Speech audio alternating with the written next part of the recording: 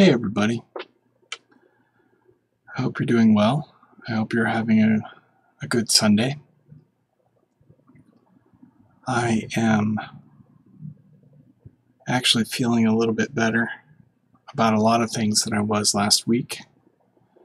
And the cool thing about consistency is that when we stick to our word, when we stick to our routine, can find a lot of comfort in that.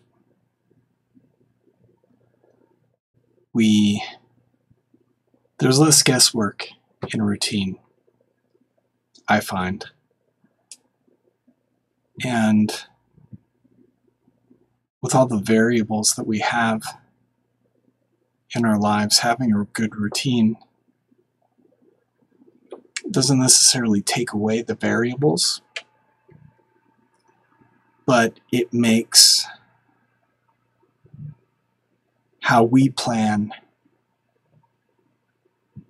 to go through our days, it makes the variables for our own plans a lot more simple, I feel.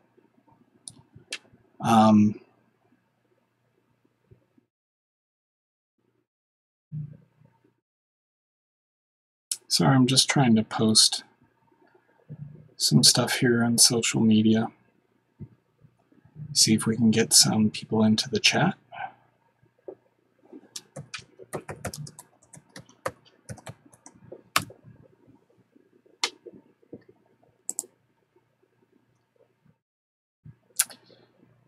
Part of my after feeling not so motivated last week,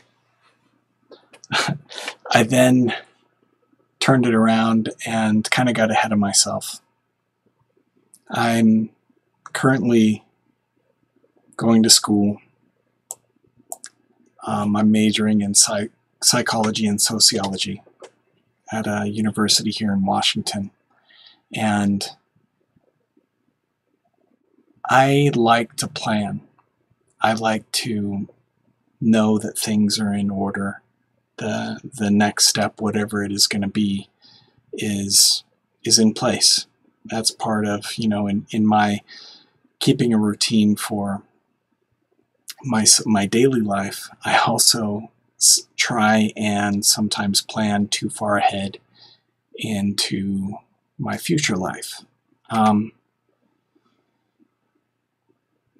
This planning is always good, and the best way to handle a situation is to be prepared. That's why practice is so effective, because when you practice something not in real life situation, you're better.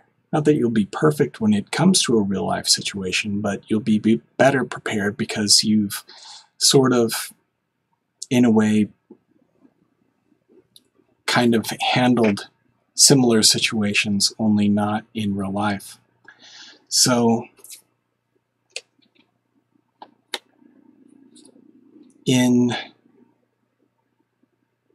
after feeling not so motivated, I turned it around, and the next day or the day after, I started trying to plan things that maybe aren't supposed to be planned yet. As I give my will and my life to God, as I understand Him every day, I still try and take back the control. I still try and take back the plan. I don't know how else to verbalize it other than that, but I think you understand what I'm getting at.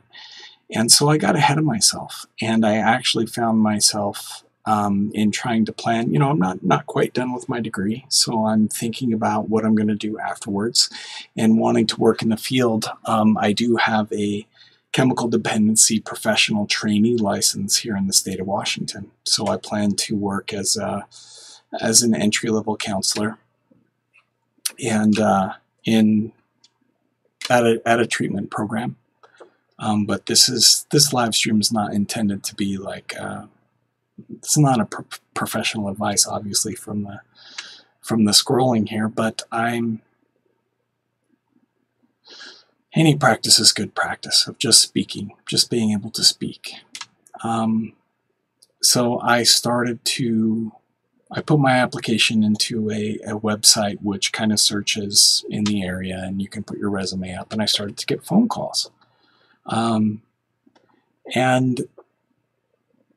I realized in doing that I was probably going too far or going too fast, because I'm almost done with this quarter, spring break, and then spring quarter, and then I'll graduate in June. And I have, a celebration after graduating, and I'm going to participate in the ritual of commencement. And my girlfriend, she lives in San Diego, and I live here in Washington, so it's an interesting situation. She plans to come up, and I have family coming for a celebration the week after. And as I'm doing this, fortunately it's not too late, but as I'm getting these calls and these possibilities of working are coming up, and they're wanting me to do training and having to travel a little bit for training, and then some of these aren't in the city where I'm at. I might have to travel, move. So in doing this, I'm realizing, as much as I may want this to happen, as much as I want to secure my future, I'm moving too fast. I'm going too far.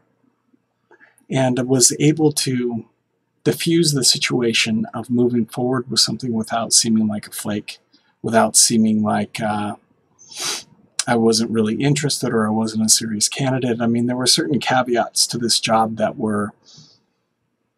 it was in the Department of Corrections, but it was working with female clients in a female pod, which, I mean, I'm in a relationship and I'm not opposed to working with women, but it's just not my first choice. Working with women or working with juveniles wouldn't be my first choice, but I know that this isn't my path. This is God's path, and whatever comes up. So, but then again, maybe I'm not following his path because he put this in my way and I'm not pursuing it. But what feels right is to just finish and knock something out in the way. What also frustrated me is that I took this time to get my bachelor's degree. It's been about a little over a year. And instead of working under my license, you have to put in about 1.5 years worth of time in order to take the test to get not your training license, but your actual license to practice.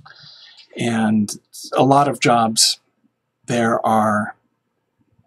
accept trainees at a lower rate, and then some of them will only accept ones that have the official license, not the training license. And the particular job in the location where I'd really like to be, they're only taking the CDP, not CDPTs, which is what I have. And so then I'm thinking, well, had I not taken sort of a relaxed approach to school and worked while going to school, I'd be almost there and I'd be able to apply for this job. But at the same time, I don't think, yes, I'd be more certified, but I don't think I'd be as spiritual aware. And I'd be self-actualized in a professional way, but not quite as self-actualized as I feel now. And maybe that was a mistake in taking that time off to just focus on school. Granted, when I do my master's degree, in order to get into the program where I'd like to get in, you have to have a super high GPA. And I've been able to maintain that GPA. Would I have been able to maintain it while working? Yeah, probably, but it would have been a pain in the ass. And so I'm kicking myself a little bit, but at the same time, I'm realizing that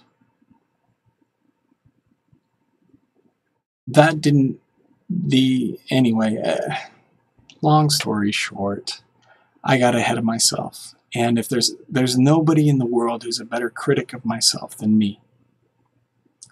I'm sure that there are a lot that can relate to that. And especially when we don't have the self-induced apathy of getting loaded anymore, that critic is extra capable of doling out, the disses and making us feel bad. So when I think about the situation and I think about the serenity prayer, and there's longer versions of it, and there's, I suppose, that some, but most of them are about the same. Accepting the things that we cannot change, and having the courage to change the things that we can. And so in this, I think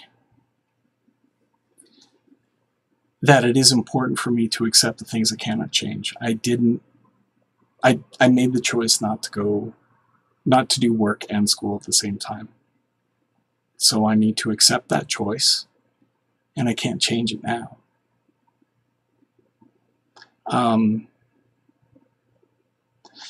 And I like the serenity prayer, but I think a lot of times we really get stuck in the first part of accepting the things that we cannot change. It's a good place to be. And it is important that we accept the things that we cannot change. But at the same time, I think a lot of us lose the second part. And we forget how important it is to have the courage to change the things that we can. If all we're doing is, I can't change that, whether it's the government or your living situation at the time, or if you're in jail, if you're on probation, all of these things are true, that we cannot change them, and accepting them is important. But not stopping there is more important. And having the courage to change the things that we can is probably that's what a life of sobriety is really all about, is you have the courage to stop.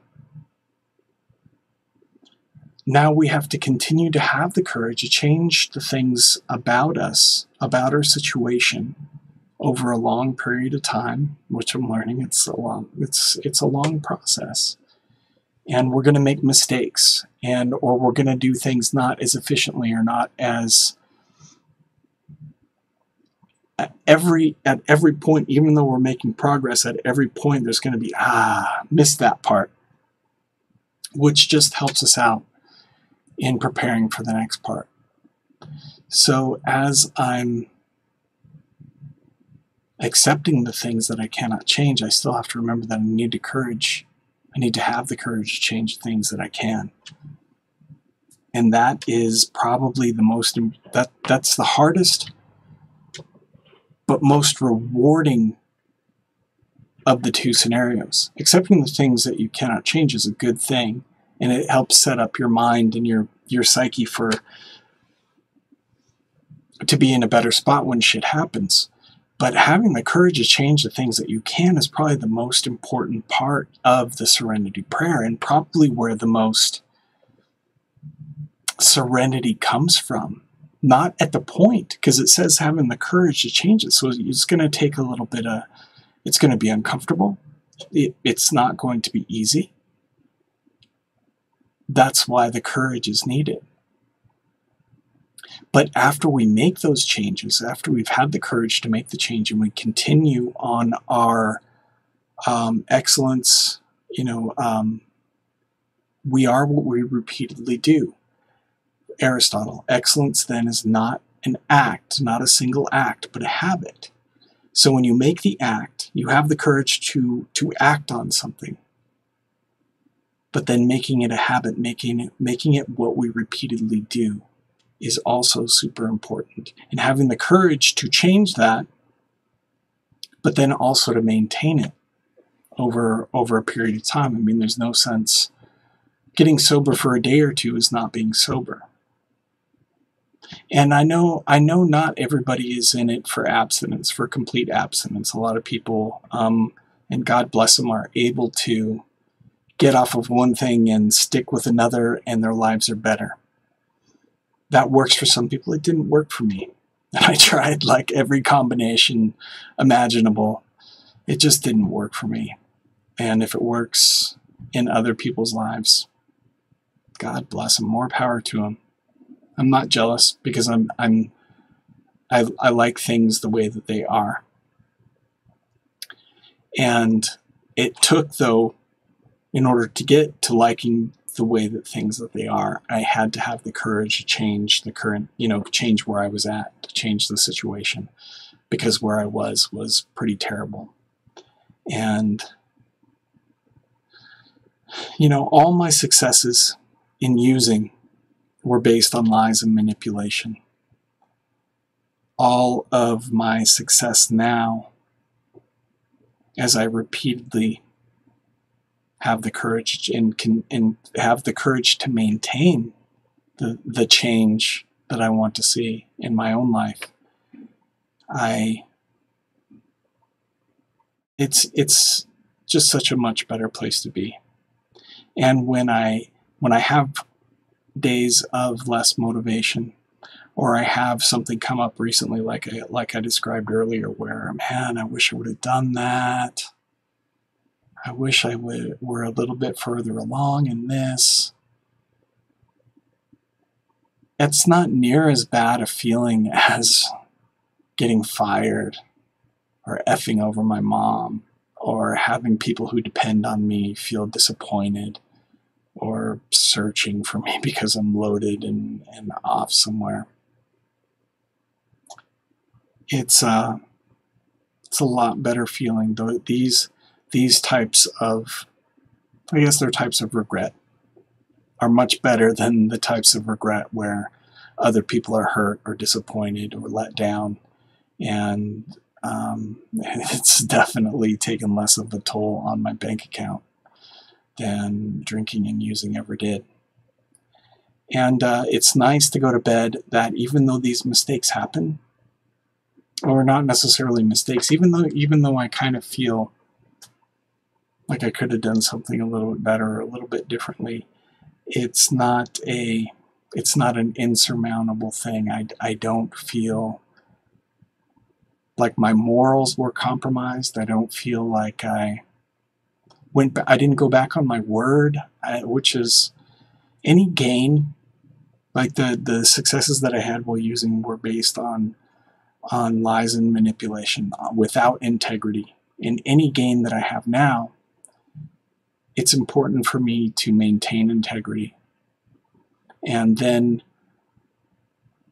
sometimes the smaller ones don't feel as good, but even no matter what they are, I sleep good at night knowing that I didn't F anybody over and nobody was disappointed, and there's nothing that's going to come out later. That's like the worst feeling in the world, is sitting there dreading that you're going to be found out, and you might have to pay back the money that's already gone, or whatever the case may be. Dreading being found out is so frightening, and it's nice to not